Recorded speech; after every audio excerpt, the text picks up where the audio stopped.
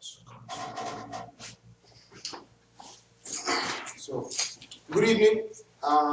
We're gathered here today for fellowship. We're a group of students from American International College, and we get together on Saturdays just to share the Word of God, to encourage one another. We strongly believe that, we ought to keep the faith and keep the fire burning. A lot of us, when we're not in school, we go to church when we're at home. However, when we come to school, it's kind of like, we don't really want to go to church. We don't really have the time. So this time is almost like a time of fellowship where we get together. This is currently a Saturday evening, approximately 7 o'clock, and we just share the Word of God together, encourage one another, and just enjoy each other's company in God's presence. I'd just like to first of all introduce some of our members and allow them to introduce themselves. Feel free, you go ahead, Mariah. Hi everyone, I'm Mariah. It's a privilege to take this step towards sharing with you guys what we have in our hearts. We get together each Saturday, and it's been tremendous. Ike and I started this journey since 2012, and it started with just two of us. And it's amazing how God has been bringing people to join in this fellowship gathering. So it's a blessing, and now we bring it to you. So we just pray that something that we say will touch you in a special way and deepen your relationship with God. Amen. God bless you. Amen. Hello everyone, I'm Kiana. Oh yeah, feel free. Yeah, she just introduced herself. She's Kiana. How you doing, everybody? My name is Malik Copper. I'm a junior here at American International College. I'm a newcomer here, so I'm excited to see how God works here and everything. So, I'm just happy to be here, with fellow Christians of mine that are at this school. So, Amen. Amen. Praise God. This is Malik's first time, and we just thank God for increasing our group. God has really done great things, and we just give God praise for what God has done. Today, we're actually going to be talking about who is the Holy Spirit and what the Holy Spirit is to us. And each of us are going to be sharing our own personal experiences on how, we feel what the Holy Spirit is to us, and in general, our relationship with the Holy Spirit. And personally, from my point of view, I strongly believe the Holy Spirit is our advantage as Christians. And, each of us will kind of share on who the Holy Spirit is to us, and just in general, and I hope this should be a blessing to you. God bless you. So first of all, I'd just like to ask if we'd all like to share, who is the Holy Spirit to you? Absolutely. Yeah, feel free, Maureen. Who's the Holy Spirit to you? The Holy Spirit. He is almost like my best friend. He's someone that lives in my heart. I can feel him. I know he's there. He talks with me. He walks with me. He tells me I'm his own. I'm his friend. He instructs me. He guides me. It's really something that I cannot really put into words, the Holy Spirit, because he's so amazing. Even now, I feel him in his presence in this room, his presence in my heart, his presence in my life. And he's a real awesome figure, the Holy Spirit. I've had a lot of experiences, and I just know that the Holy Spirit has been the one behind, guiding me and seeing me through certain things, certain experiences. He just sticks with you. Sometimes even when you feel to give up, it's the Holy Spirit that tugs upon your heart. No, continue fighting. I'm here with you. I understand.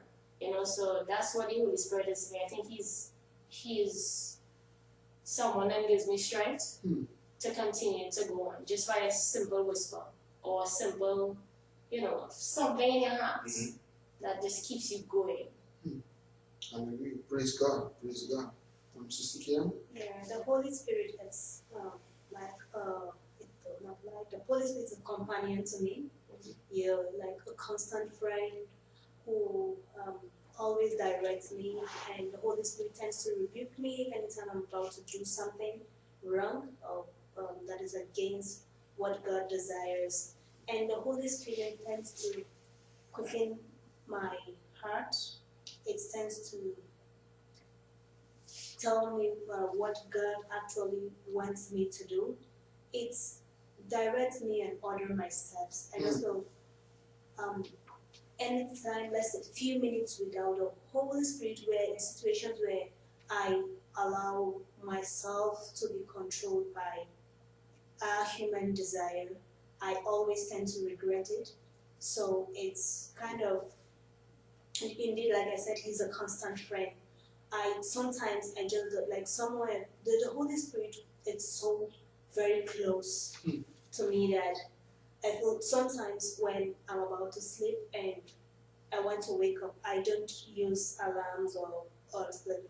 I want to, okay, I'm going to sleep now and I want to wake up in 30 minutes. Once it's 30 minutes, I feel like someone is waking me up. I sleep, I'm going to wake up 12:30, I want to have a night vigil. Once it's that time, the Holy Spirit will. It's so, the Holy Spirit is so close. I remember, let me share an experience I had once during my undergraduate. I was always attending fellowship and doing what I thought was right. But then I had some friends who always are, Kiana, when you're always going to fellowship doing this, what time do you have for your books? What time are you going to study and then pass your exams? But I kept telling them that I know the God I said, but that doesn't mean, because I do study as if I don't know God, and I serve God as if I don't study at all. So it so happens that I study, I just say, God, Holy Spirit, take control. And I sleep, it's as if everything is just set before me. And I believe it's the Holy Spirit. When I wake up, I pray over it, go through my book, I go to the exam hall and I just say the same thing over there. Wow. And God being faithful, it's through the guidance of the Holy Spirit that I've kind of always been an excellent student, not because I know or I have what it takes, but because the Spirit always guides me, and I usually allow the Holy Spirit to take control. And the Holy Spirit kind of comforts me, and I just feel I can't imagine living without the Holy Spirit. Wow.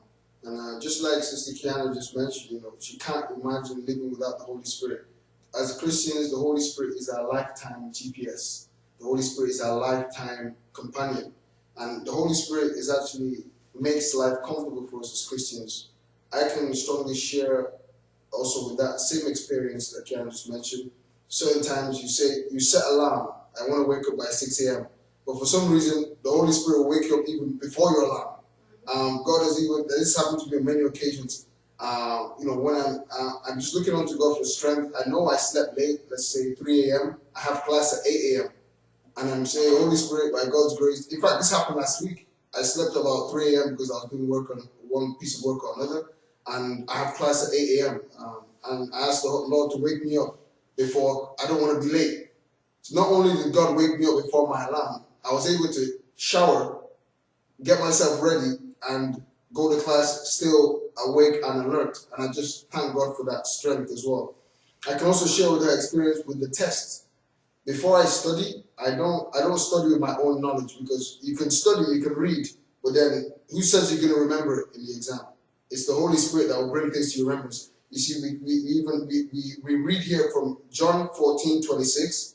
The Holy Spirit, whom the Father will send in my name, will teach you all things and will remind you of everything I have said to you. So he teaches us and he reminds us. So before I study many things, I say, Holy Spirit, help me to study. And as I study, not only do I want to understand this material, the questions that will come in the exam, give me the grace to remember them and answer them correctly. We're allowed to pray that prayer. We were supposed to study first, then pray that prayer. Not, Holy Spirit, God help me to pass the exam, and then we go to sleep. But then, we do our own part with the studying, and God will bring it to our remembrance in the test. I'd like to now just refer this over to Malik. Well, the Holy Spirit to me is basically, I like to refer to the Holy Spirit as my conscience, you know what I mean? Like, he'll tell me, you're not like a lot of times, I like to fight a lot of temptation, you know what I mean? Like I try to do my best. I try to, represent myself as best as possible all the time, you know what I mean? And sometimes it's a constant struggle because I feel like sometimes I'm missing out on things, you know what I mean? Worldly things that I feel like I'm missing out on. And then the Holy Spirit would tell me, oh no, you're not missing out, you know what I mean? You're doing the right thing. You're you know what I mean? You're living for Christ, you know what I mean? You're not gonna fit in with everybody else, you know what I mean? And you know that's comforting because you know in times when I feel you feel defeated or I just feel left out, you know what I mean, the Holy Spirit would tell me, you know what I mean, it's okay, you know, maybe this may not be your highest time right now, but eventually in the future all your your hard work and fighting temptation will pay off in the future, you know what I mean? Just like she said when just what she said when she doesn't like to use alarms or whatever, she'll like to wake up to her own rhythm, to her own circadian rhythm, and decide to turn, you know what I mean? That's the Holy Spirit telling her, no, it's time to wake up, it's time to get going, you know what I mean? That's, I like to think of that as my conscience telling me, you know what I mean? It's time to wake up, it's time to, it's time to get active, it's time to start the day. So I like to think of the Holy Spirit as my conscience. Sorry, can I just ask, Mariah, please do you kindly touch the computer there just to make sure it doesn't switch off? Thank you. Yeah. Great. I wanted to add something to that. Okay, because many times I personally set an alarm. And say I set an alarm for 7 or something like that. Sometimes the Holy Spirit wake me up at like 5 and I cannot go back to sleep. And that is only Him bringing us to a place where He wants us to pray, either for ourselves, for a situation, or for somebody. So even if you might set an alarm for something or plan something, sometimes the Holy Spirit moves beyond that. So like you wake us up before and you would pass 6 a.m. spending time with Him, 5, 6, 7, and you're ready to go to class at 8, So the Holy Spirit also adjusts things in our lives. Wow. We have this plan and He's like, no, I want to spend time with you now. And He changes everything and brings us to that place. Where we're not even sleepy at all. Wow. We're not tired at all. We respond to that conscience. We respond to that leading of the Holy Spirit. But even with something like that, that's like to anybody else or to a normal person, they would be like, well, that's that's a small thing, you know what I mean? That's nothing, you know what I mean? It's not a big deal. But you never know what you could have missed in that short time span, you know what I mean? Like you said, you went to sleep at 3 a.m. You said you went to sleep at 3 or whatever, and you had class at 8. What if you didn't wake up on the time that that you got up at? You never know what you could have missed in that time span that you needed to get ready to get to class. You know what I mean? It's all it's all about. Like I said, God knows He knows what's best, so He'll put you in the best situation to get your maximum result. Amen. Praise God. I also want to say something. I made mention of the fact that anytime I don't adhere to the instructions of the Holy Spirit, I tend to regret. Let me give 2 instances based on what she said. There are 2 instances where the Holy Spirit woke me at night to pray. One, and it's direct, pray for this particular person, but out of, I would say, laziness, I went back to sleep. The first one was a friend of mine. She now called me the next morning. She was like, wow, she was actually expecting a baby, and she was like, she had a miscarriage last night. And the Holy Spirit actually woke me up to pray for her. And I kind of felt guilty. If I had prayed, it wouldn't have happened. Yeah. It also happened that at night, another day, the Holy Spirit woke me up, but I was praying and then slept off.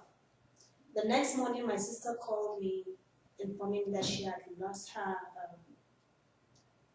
father-in-law. So I was like, because the Holy Spirit actually told me to pray for the man. And I was just lazy, I guess I was tired and just allowed. So some instances I regret it. And then just late, 2 weeks ago, after the fellowship year, last time I came, I went, there was this critic I was supposed to write. I just went, the whole, I was looking for a topic, I just got a particular topic. I just read it, just did something on it. After doing that, I went back to my books and discovered that wasn't what the lecturer wanted. But then that was, when lately I knew God was telling me to write on that. I went ahead, I just did it and kept it. I went to class and then the lecturer changed the topic from what she actually gave us and then choose the topic I'd already written on. And like, yeah, everybody was wow, wow, wow, and she was like, yeah, she had a reason, there's something, and what, that she has to change. I was like, wow, God, so you will actually change the rule for my sake. Like, it's time. So I'll kind of even posted on, when people are saying there's a casting down, I will say there's a lifting up, and people didn't kind of understand what I meant by that. But I want to put it this way, that it is very important for us to always listen to the Holy Spirit. Because the Holy Spirit, like we know that it is the Holy Spirit, Christ and God are true in one. So the Holy Spirit knows much more of God than we know. And what of God makes us understand that God knows the end from the beginning. So I believe with my example, the Holy Spirit had already seen the future. He had already seen what my lecturer will talk about, and that changing the topic and stuff. Like, imagine if I hadn't listened to the Holy Spirit, I would have ended up writing 2 critiques. So, and that would have taken a lot of my time because it's actually not. So I just want to say it's very important we listen to the Holy Spirit whenever we are instructed. Oh, wow. Praise God. Praise God. Praise God for that testimony. Just re-emphasizing what Sister Kiana just said. When the Holy Spirit speaks, don't ignore it. Although it's easy to ignore, because why do I say it's easy to ignore? On many occasions, he speaks with a still small voice. So you have to be sensitive and alert to hear him. In 1 Kings 19:11-12 says, the Lord was not in the wind, the Lord was not in the earthquake, the Lord was not in the fire. And after that, a still small voice, and Elijah heard it. And also we see here in Isaiah 30:21 that your own ears will hear him. Right behind you, a voice will say, this is the way you should go. And, on many occasions, due to the softness of his voice, it's easy to ignore him. But we have to say, we can easily say, that's not the Holy Spirit, that's, okay, and then do whatever we want to do. But it's very important to hear his voice. And just to ask, has any one of us ever experienced this still small voice? And if you don't mind explaining that situation where you heard this still small voice, and when you obeyed, and maybe when you disobeyed, and what happened? Because we're all learning from each other. Both as we learn from one another, then we won't make the same mistakes in the future. Which is amazing. So if anyone has any suggestions or any experiences where they heard that still small voice, God said, don't go there. And because you didn't go there, something happened. God said, do this. And because you did it, something happened. So if anyone has any experience like that, feel free to share at this time. Okay, I guess I will go for this. Sometime last year, I think I shared this testimony with you, but I was at a really low place, in my Christian walk. Just dealing with a lot of pressure, a lot of attacks from the enemy, and I was to the point where I didn't want to go to church for a while. I just wanted to be alone, and I think I missed like 2 Sundays. I'm still in my personal relationship with God. I just wasn't going to church because I just wanted kind of to be by myself, I believe a Saturday night sometime last year, I was contemplating whether or not to go to church, and I was like, oh, I'm not going to go. And I keep hearing the Holy Spirit saying, right, you need to go to church, you need to go to church. And I said, well, I'm not going to church because I just need some time for myself. So I didn't even set any alarm. I went to sleep with the intentions of not going to church. Sunday morning, I woke up just in time that I would have time to get ready, but I was laying on my bed and the Holy Spirit again. Mariah, get up. It's enough time, you have at least an hour and a half, get ready, go to church. I'm like, Lord, I don't want to go to church. I want to be by myself. Mariah, go to church. I don't want to go to church. Mariah, get up and go to church. Okay. And I got up, and I said, I don't want to go to church, but I would go. I would just go because it's like you would stop bothering me if I just go. And I got up and I got ready, and I started to walk to church because I didn't have time to call anyone to come pick me up. And I'm just walking, I think I had my music playing, I'm singing along, walking, and I believe you guys know Wilbraham Road, right? That's where my church is. And so I was walking along a straight path where there's like one side pavement here, one on each side. And I was walking on this side of the pavement, and I crossed the street, you know, and the Holy Spirit brought my attention to a guy who was standing way down to the end of the street. The guy had on all black with the black dark shades on, and he had like dreadlocks. So he looked like a creepy creature. So when I started to cross and I saw him, somebody tell me go back across, right? And then somebody told me no, stay on this side, because when I saw him on one side, I was gonna go back onto the opposite side. And when I was gonna turn to go to the opposite side, where I would think, okay, I'm away from this guy, the Holy Spirit, not something, the Holy Spirit said, stay on that side. So I said, all right, I'm walking. And this time I take off my music now, and I'm approaching the guy, and he started to look at me, and he was like, hi, young lady, how you doing? And I'm like, I'm fine. And he said, what, you going to church? Because I had on my church clothes, skate, whatever, Bible in my hand. I'm like, yes, I'm going to church. And he's like, can I come with you? And I just thought he was playing the phone, you know, and I was like, well, yeah, you can come if you want, you know. And when I turned, he was following me. So I'm like, you really coming to church with me? He's like, yeah, I mean, you look like a nice young lady, so, you know, I would come to church with you. And he walked all the way to church with me, sat right next to me, and in that service, it had an altar call, and he went up and gave his heart to Jesus Christ. Wow. And what the Holy Spirit told me then is, it doesn't matter what you want to do, I have plans for you. So if you didn't get up and make that step to go to church, this guy would have never come to know me, because nothing else would have drawn him to God except he see me and walk with me to church. You know, so that was my unique experience with the Holy Spirit, where I didn't even want to go to church, and he woke me up without an alarm, go to church, go to church, go to church, and even changed my course in terms of crossing, wanted to cross back. He said stay, and I stayed on that path. Encountered this guy. He came to church with me. The Holy Spirit used me to bring him to God's presence, and he gave his heart to Christ. So that was I'll never forget that experience. It was really powerful. Praise God, praise And God. the next Sunday after that, I made sure I wanted to church. I said, Lord, you know what? I don't care how I feel. You know, because we're not supposed to feel good about feelings. I'm going because I realize you have plans for me. You know, even if it's something small like that, just to show me that you want me in church. So that was a unique experience. Praise God, praise God. You know, just re-emphasizing what Mariah just said, you know, we're not serving God on how we feel. As Christians, we have to get to the point where we're serving God to do His will, because He has a plan for us.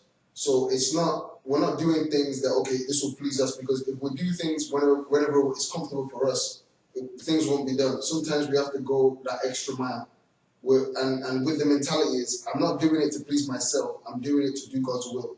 When we get to that level of love for God, we're ready to do anything to please God. And you know, just what Mariah just mentioned, based on her testimony, the Holy Spirit may give you an instruction that you don't want to hear, but it's good for you. It may not be something you want to hear. As if, for example, you know, you're arriving soon at a place, it's exciting, everyone's having fun. The Holy Spirit says, okay, time to leave. And you're like, but why? But then the Holy Spirit has a plan for you. For example, Abraham was waiting for many years for a child. God wanted to bless him, so God tested him. Take this child and sacrifice him. And Abraham yielded to the instruction. And God blessed him beyond. He didn't even give him the opportunity to kill the child. He said, because you've done this thing. And God is telling us today, you know, by the leading of the Holy Spirit, as He tells us to do it, let's just do it. And just some few things in closing, because we're very conscious of time. He won't force you to do anything, but it's beneficial for you to obey Him. Genesis 6 verse 3 says, my spirit will not struggle with humans. That is, He won't force you. You know, because like I said, it's a still small voice. So if you literally, you can, when the Holy Spirit speaks, you can ignore and you can do whatever you want, but He won't force you. But then the consequences, you'll bear the consequences. Another one, the Holy Spirit can be grieved when you continuously disobey Him. Just think about it. When your parents ask you to do something, you don't do it. They ask you again, you don't do it. They ask you again, you don't do it. You know, they feel, well, you know, they feel sometimes, wow, this child's actually not obeying me, and they feel that it's hurting. You know, even they may not show it, you know, when they're seeing you, but it's hurting.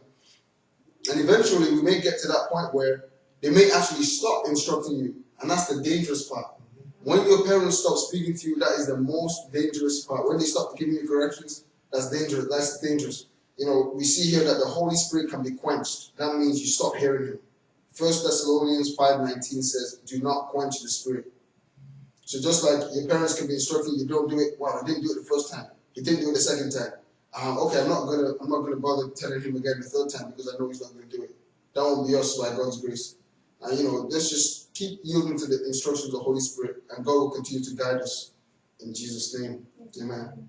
And I thank God for this time in fellowship. Does anyone have any closing thoughts just to say to encourage people of God out there? Just any thoughts? Feel free. Kind of just want to like I've always known God was real. Always known God was real. Like I said, I was brought up in the church. You know what I mean, since a very young age. So I've always had a strong faith in God. But the moment I actually knew, I was like, God is real. Like the moment, it was like a moment of just confirmation, complete confirmation. It was going into my senior year of football, right? Well, since I was young, I always wanted to go to Penn State. That was like my dream school. I want to play football at Penn State. I want to play football at Penn State. I've always said that. Everybody who knew me knew I wanted to go to Penn State. That was where I wanted to play football at. So growing up, I was always a star player. Pop Warner. Coming to high school. Now coming to high school, I was kind of struggling. My freshman year, I struggled. Sophomore year, I picked it back up. I was doing good. Junior year, I was decent, but I wasn't having offers coming in. You know what I mean? So my senior year, had the best season I've ever had in my life. I killed it on the field. I was a beast. Not to sound cocky or anything, but I put in hard work. So I was phenomenal my senior year. And I was like, this could be my chance. A lot of letters started coming in, and I remember I got a letter from Penn State, and I was like, this is my calling. I'm going to Penn State. Now a year before that, my junior year, my pastor called me up, and he said, God has put me on my heart a message for you, and he said, you will excel in your senior year on the field, and you will go to any school of your choice. Amen. So I always believed that. So, my school of my choice at the time was like Penn State. I'm going to Penn State. Shoot, it's a done deal. I'm already there. So, letters started coming in or whatever. A lot of coaches started coming in my senior year. Coaches calling me out of class constantly. I'm meeting different coaches, blah, blah. So, Penn State never comes in. I never hear anything from Penn State again. Not at all. And Coach Art Wilkins comes to the school, So, long story short, I commit to AIC, and I come to play AIC. Now, I've had, when my pastor said the school of your choice, to me that was, okay, Penn State, that's the school of my choice. But to God, it was like, no, it's not going to be Penn State. It's going to be either AIC, Montclair State, or I forgot the other school that was or New Haven. It was that.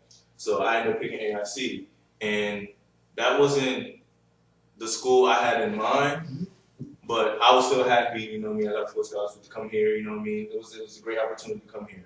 And I kid you not, less than a year later, I'm hearing, during my freshman year, Penn State gets in the scandal, the Jerry Sandusky scandal, where they call him, sodomizing with the boys at the school, whatever. And I'm just like, wow, if I would have ended up at Penn State, I could have, the school's reputation is in real trouble right now. The head coach just got fired, Sandusky's going to jail for the rest of his life, Penn State is not bowl eligible. They can't play for anything. They can't play for national championship or anything like that. Wow. I think now they might have just coming off sanctions or whatever. But I'm like, wow, that was my dream school. I always wanted to go there, but God had other plans for me. He said, no, you're not going to go here. You're not going to be in this mess. That's going on at Penn State. You're going to go to American International College.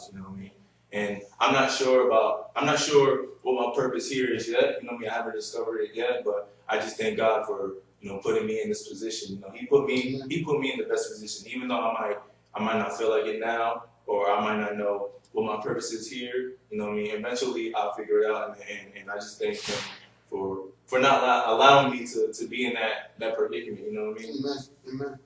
Thank God for that testimony. Thank God. Thank God. And just in closing, we'd like to just thank God for this fellowship. Like I mentioned, we're a group of students here at American International College. We get together on Saturday evenings just to share the Word of God, encourage one another, share testimonies of what happened during the week, and just keep each other on the go for Christ. As we mentioned, iron sharpens iron. None of us can do it by ourselves. Whoever thinks they can stand by themselves, one day they could fall. But then together, by God's grace, we go from strength to strength. And this recording is our first recording, and by God's grace, we'll keep recording as we meet and share it as well. Just to keep sharing it, sharing the Word of God, and feel free to key into it as well. And I would hope that you are also blessed. And amen. And we hope you have a great week. It's going to be a great week. We're all preparing for Sunday service tomorrow. I'm sure it's going to be a great time. God bless you once again for sharing with us and staying with us. And I would like to thank God for the lives of Mariah, Kiana, and Malik. And all is well. God bless you.